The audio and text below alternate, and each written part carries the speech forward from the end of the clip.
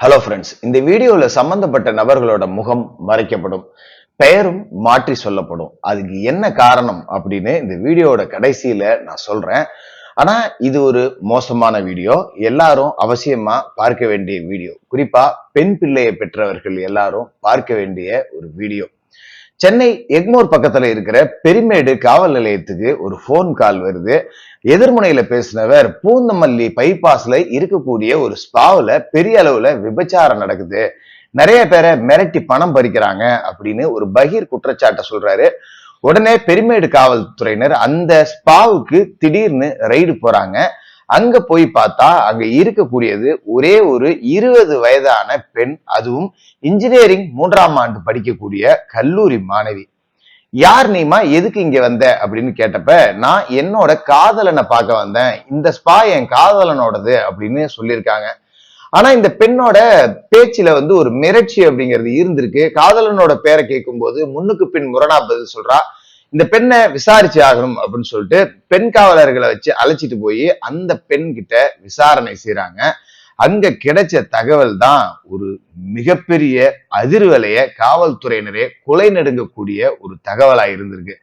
என்னன்னா, இந்த கல்லூரி மாணவி 3ஆம் ஆண்டு தான் படிக்கிறா. ஆனா இவ ஒரு மிகப்பெரிய விபச்சார கும்பலோட தலைவி. அது மட்டும் இல்லாம 100க்கும் மேற்பட்ட மாணவிகளை சென்னையை சேர்ந்த விவிஐபிக்களுக்கு விருந்தாக்கி இருக்கா. இந்த சாதாரண 20 வயது மாணவி அப்படிங்கிறது ஒரு பெரிய அதிர்ச்சிக்கு உள்ளாகப்பட்டிருக்கு. இவளால இதை எப்படி தனியா செய்ய முடிஞ்சது அப்படின்னு விசாரிக்கும் போதுதான் இவளுடைய காதலன் பிரசாத் அப்படிங்கிற ஒருத்தன் தான் இதுக்கு மூளையா செயல்பட்டிருக்கான். இந்த பையனும் இந்த பெண்ணும் புதுச்சேரியில 12ஆம் வகுப்பு படிக்கும் போதே ஒருத்தருக்கு ஒருத்தர் காதல் பண்ணிருக்காங்க. அதன் பிறகு இவன் விபச்சார புரோக்கர் அப்படின்னு தெரிஞ்ச பிறகும் கூட அவங்கிட்ட இருக்கிற பணம், அவங்கிட்ட இருக்கிற நிறைய செல்வாக்கு, இதுக்காக அந்த பையன் கூடயே இந்த பெண்ணும் பயணம் செஞ்சிருக்கா. இந்த காதலியை வச்சே எப்படியாவது தொழிலை பெருக்கணும்னு நினைச்ச அவன் தன்னோட சொந்த செலவுல புதுச்சேரியிலிருந்து இந்த மாணவிய கல்லூரிக்காக சென்னை கொண்டு வந்து சேர்த்திருக்கான். நீ பலவீனமான மாணவிகளை கரெக்ட் பண்ணி கூட்டிட்டு வா, நாம ஒரு பெரிய விபச்சார நெட்வொர்க் ஆரம்பிப்போம் அப்படின்னு அன்னைக்கு எடுத்த முடிவுதான் இன்னைக்கு கைது வரைக்கும் வந்திருக்கு. என்ன நடந்தது, யார் இந்த பிரசாத், யார் இந்த ஜெயசுதா, என்ன பெரிய நெட்வொர்க், ஒரு விபச்சார நெட்வொர்க் ஒரு மாணவியோட தலைமையில இயங்குவது சாத்தியமா, எல்லாத்தையும் தான் பார்க்க போறோம். இது இன்ஃபோ வெங்கி ரத்னம் கிரைம் ஸ்டோரி. வெல்கம்.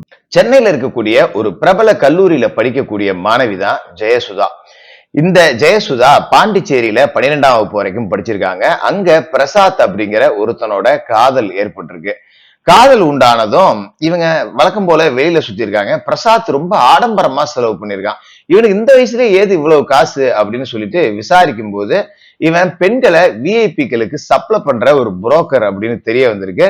ஆனா இந்த விஷயம் தெரிஞ்சா காதலி நம்மளை விட்டு போயிடுவா அப்படின்னு பிரசாத் மறைச்சான். ஆனா இந்த ஜெயசுதா பிரசாத்தை விட ஒருபடி மேல, என்னடா இதுல இவ்வளவு பணம் வருதா, சொல்லியிருந்தா நானும் பெண்களை கூட்டு வருவேன்ல, என் ஃப்ரெண்ட்ஸ் எல்லாம் நிறைய பேர் இருக்காளுங்க, நான் கரெக்ட் பண்ணிடுறேன் அப்படின்னு சொல்லி இப்படிதான் இந்த தெய்வீக காதல் அப்படிங்கிறது மலர்ந்திருக்கு. அப்படியா, நாம பிசினஸ் சென்னைக்கு விரிவுபடுத்துவோம் அப்படின்னு சொல்லிட்டு இவன் என்ன பண்ணிருக்கான், 12ஆம் வகுப்பு முடிச்ச உடனே தன்னோட காதலி ஜெயசுதாவை சென்னையில இருக்கக்கூடிய ஒரு இன்ஜினியரிங் கல்லூரியில தன்னோட சொந்த செலவுலயே சேர்த்திருக்கான். இங்க வந்த உடனேயே இந்த ஜெயசுதா பண்ண வேலை என்ன அப்படின்னா, தான் கூட படிக்கிற மாணவிகள்கிட்ட தன்னை ஒரு பெரிய பணக்காரியா காமிச்சுக்கிறது. எந்த நேரமும் காசு வச்சிருப்பா. அந்த அளவுக்கு விபச்சாரத்துல பணம் இவளுக்கு கொடிகட்டி பறந்திருக்கு. சில மாணவிகள், ஏலபால மாணவிகள் பீஸ் கட்ட முடியாம இருக்கிறப்ப கடன் கொடுக்கறது, அந்த கடனை அவங்க கொடுக்க முடியாம இருக்கிற சூழல்ல வேற ஏதாவது செலவு அப்படின்னாலும் அவங்களுக்கு கடன் கொடுக்கறது, ஆடம்பரமா வா வெளியில போயிட்டு வரும் அப்படின்னு சொல்லிட்டு பெரிய நட்சத்திர ஹோட்டல்களுக்கு எல்லாம் அவங்களை கூட்டு போய் சாப்பாடு வாங்கி கொடுக்கறது, இப்படியே கொஞ்சம் அந்த மாணவிகள் மத்தியில ஒரு ஆடம்பர வாழ்க்கைக்கான ஆசையை தூண்டக்கூடிய வேலையை செஞ்சிருக்கா. இது எல்லாத்துக்கும் பிரசாத் பைனான்ஸும் பண்ணிருக்கான். இதுல சில மாணவிகள், உங்ககிட்ட ஏதுப்பா இவ்வளவு காசு, எவ்வளவு செலவு பண்ற, ஸ்டார் ஹோட்டலுக்கு எல்லாம் போற, உங்க வீட்டுல என்ன அவ்வளவு வசதியா அப்படின்னு கேட்க, இல்ல எங்க வீட்டுல எல்லாம் வசதி கிடையாது, இதெல்லாம் நான் சம்பாதிக்கிற காசு. என்னது நீ சம்பாதிக்கிறியா, காலேஜுக்கு போறப்ப எப்படி இவ்வளவு சம்பாதிக்கிற அப்படிங்கிறப்ப, நிறைய விவிஐபிகள்லாம் என்கிட்ட இருக்காங்க, அவங்களுக்கு பெண்களை அனுப்பி அது மூலியமா எனக்கு காசு வரும், பெண்களுக்கும் நிறைய காசு வரும் அப்படின்னு சொல்லிட்டு கொஞ்சம் கொஞ்சமா மாணவிகளுக்கு அந்த ஒரு ஆடம்பர வாழ்க்கைக்கான ஆசையை தூண்டியிருக்கா. ஐபோன், ஷாப்பிங் மால்ல சுத்துறது, இதெல்லாம் ஒரு பெரிய கனவு, நம்ம கிட்ட எல்லாம் இந்த காசு இருக்குமா அப்படின்னு நினைச்சு லேசா சபலப்பட்டா போதும் அந்த மாணவி கிட்ட போய் ஒரு விஐபி தான், அது வெளியில யாருக்குமே தெரியாது. ஏன்னா நீ போற எல்லாம் பாத்தீங்கன்னா பெரிய பெரிய கோடீஸ்வரர்கள், அவங்க கூட நீ பெரிய ஸ்டார் ஹோட்டலுக்கு தான் போவ, அவங்க கூட இருந்துட்டு வந்தீங்கன்னா உனக்கு நான் 10,000 ரூபாய் தரேன், வெறும் 1 மணி நேரம் தான் இருந்துட்டு வா, இல்ல ஒரு நைட்டு போய் இருந்துட்டு வா, 10,000 20,000 வாங்கிக்கலாம் அப்படின்னதும் இந்த ஆடம்பர வாழ்க்கைக்கு ஆசைப்பட்ட கொஞ்சம் அந்த சல்லாபத்துல விழுந்த மாணவிகளை எல்லாத்தையும் இதே மாதிரி சென்னை, மும்பை, ஹைதராபாத், பெங்களூர்னு 4 நகரங்கள்ல உள்ள விஐபிக்கள் எல்லாத்துக்கும் விருந்தாக்கக்கூடிய வேலையை செஞ்சிருக்கா. இதுல கொடுமையோட உச்சம் என்னன்னா, ஒரு இரவுக்கு 1 லட்சம் ரூபாய் வரை விஐபிக்கள்கிட்ட பணத்தை வாங்கிட்டு சம்பந்தப்பட்ட மாணவிகளுக்கு 10,000 5,000 இந்த மாதிரி பணத்தை கொடுத்திருக்கா. இவளோட வலையில விழுந்த பெண்கள் அதன் பிறகு அதுல இருந்து மீள முடியாத அளவுக்கு மூளை செலவையும் செய்யப்பட்டிருக்காங்க. பணம் எப்ப கேட்டாலும் 5,000 10,000 20,000 கொடுக்கிற கடனை திருப்பி வாங்குறதே இல்லை, வா அதை அப்புறம் கழிச்சுக்கலாம். கடன் வாங்கின மாணவி ஒருத்தி பணத்தை திருப்பியே கொடுக்க வந்தாலும் பணம்லாம் எனக்கு வேண்டாம், ஒரு நாளைக்கு நீ வா அது போதும் அப்படிங்கிற மாதிரி மூளை செலவை செஞ்சு தொடர்ந்து 3 வருடங்களா இந்த வேலையை இந்த ஜெயசுதாவும் பிரசாத்தும் இவர்களோட சேர்ந்த பிரேம்தாஸ் அப்படிங்கிற ஒரு புரோக்கரும் தொடர்ந்து செஞ்சுக்கிட்டே இருந்திருக்காங்க. பட் எப்படி சிக்கிறாங்க?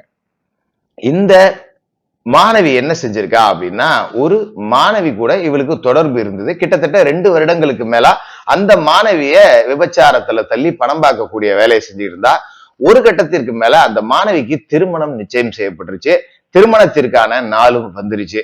சரி, இனிமே நமக்கு இந்த தொழில் வேண்டாம் அப்படின்னு சொல்லிட்டு கடைசியா அந்த திருமண பெண் என்ன பண்ணிருக்கா, என் கல்யாணத்துக்கு அலங்காரம் பண்ணணும், ஒரு பெரிய ஸ்பால பேசியிருக்கேன், 40,000 ரூபாய் கேட்கிறாங்க, ஒரு 40,000 பணம் கொடு அப்படின்னு கேட்டிருக்கா. 40,000 ரூபாய் பணத்தை கொடுத்து அந்த கல்யாணத்துக்கு முதல் நாள் அலங்காரம் பண்றதுக்கான வேலைகள் எல்லாத்தையும் செஞ்சுட்டு திருமணத்திற்கும் அந்த பெண் போய் அமர்ந்து திருமணமும் நல்லபடியா முடிஞ்சிருச்சு. திருமணமான மறுநாளே இந்த மாணவி போன் பண்ணி, 40,000 ரூபாய் வாங்கினில, ஒரு பார்ட்டி ரெடியா இருக்கு, நீ நாளைக்கு நைட் இங்க வந்து தங்கணும் அப்படின்னு சொல்லியிருக்கா. இல்ல, நான் அதெல்லாம் கல்யாணத்துக்கு முன்னாடியே விட்டுட்டேன், இப்பெல்லாம் நான் அதெல்லாம் செய்யறது இல்லை, எனக்கு தான் கல்யாணம் ஆயிடுச்சு இல்ல, என்னெல்லாம் கூப்பிடாத அப்படின்னு இருக்கா. இல்ல நீ வாங்கின 40,000 ரூபாய்க்கு வந்துதான் ஆகணும், ஒரு நைட் வந்து இருந்துட்டு போன்றிருக்கா. கடைசியா அந்த மாணவி கெஞ்சி பார்த்திருக்கா, எனக்கு முந்தா நேத்து தான் கல்யாணம் ஆச்சு, இன்னைக்கு எப்படி நான் ராத்திரி புருஷனை விட்டுட்டு வெளியில வர முடியும், உனக்கு மனசாட்சியே இல்லையா அப்படின்னு சொல்லி கேட்க 2 பேருக்குள்ள வாக்குவாதமும் புத்தி போயிருக்கு.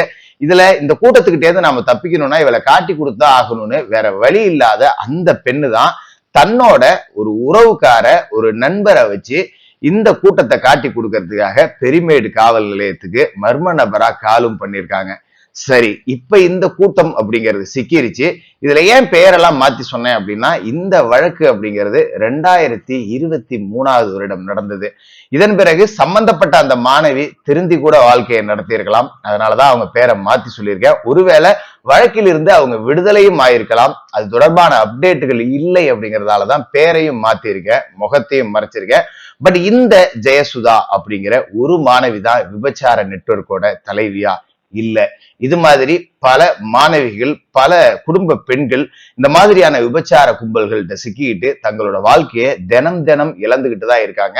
கொஞ்சம் ஒரு ஐபோன், ஒரு பைக்கு அப்படின்னு ஆசை வார்த்தை, ஒரு ஆடம்பர செலவுகள் அப்படின்னு லேசா சபலப்பட்ட பெண்கள் பலர் தங்களோட வாழ்க்கையை இழந்துட்டு இன்னைக்கும் வெளியில சொல்ல முடியாம இருக்காங்க. இந்த மாணவி மூலமா வெளியில வந்தது 100க்கும் மேற்பட்ட மாணவிகளோட வாழ்க்கையை காப்பாற்றப்பட்டிருக்கு. ஆனா வெளியே சொல்ல அச்சப்பட்டுக்கிட்டு இன்னும் இந்த நரக குழியில மாட்டிக்கிட்டு தப்பிக்க முடியாம எத்தனையோ மாணவிகள் தினம் சித்திரவதைப்பட்டுக்கிட்டு தான் இருக்காங்க.